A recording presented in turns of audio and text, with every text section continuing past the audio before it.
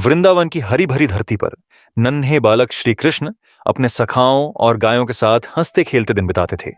यमुना के तट पर बांसुरी की मधुर धुन बजाते हुए वे सबको आनंदित कर देते थे। पूरा ब्रज उनका दीवाना था। एक दिन ब्रजवासी वर्षा के देवता इंद्र की पूजा की तैयारी कर रहे थे। वे मानते थे कि इंद्र की कृपा से ही वर्षा होती है। माता यशोदा, बाबा नंद, हमारी गायों को घास कौन देता है? हमें छाया और अन्न कौन देता है? हमें छाया और अन्न कौन देता है? यह सब तो गोवर्धन कृपा से मिलता है। फिर हमें इंद्र की पूजा क्यों करनी चाहिए? हमें छाया और अन्न कौन देता है? फिर हमें इंद्र की पूजा क्यों करनी चाहिए? हमें तो गोवर्धन पर्वत की पूजा करनी चाहिए। उन्होंने इंद्र पूजा छोड़कर गोवर्धन पर्वत की पूजा करने का निर्णय लिया। ठीक है, सबने मिलकर पर्वत के चारों ओर परिक्रमा की। अवगमनी ने सारा भोग स्वीकार किया। जब इंद्र को यह बात पता चली तो वे क्रोधित हो उठे। उन्हें लगा कि एक छोटे बालक के कहने पर ब्रजवासियों ने उनका अपमान किया है। क्रोध में आकर इंद्र ने घनघोर वर्षा और तूफान भेज दिया। बादल गरजने लगे, बिजली चमकने लगी और मूसलाधार वर्षा होने लगी। चारों ओर जल ही जल दिखाई देने लगा।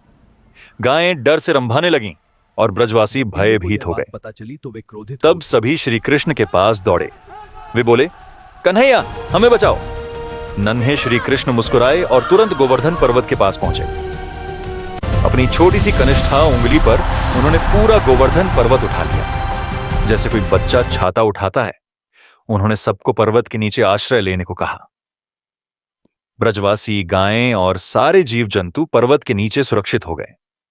उन्होंने 7 दिन और 7 रात तक वर्षा होती रही, पर किसी को कोई हानि नहीं हुई।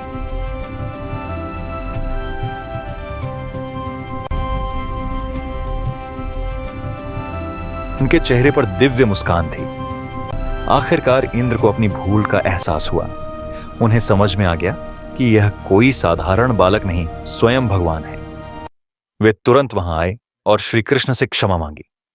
उन्होंने स्वीकार किया कि अहंकार के कारण उन्होंने यह भूल की।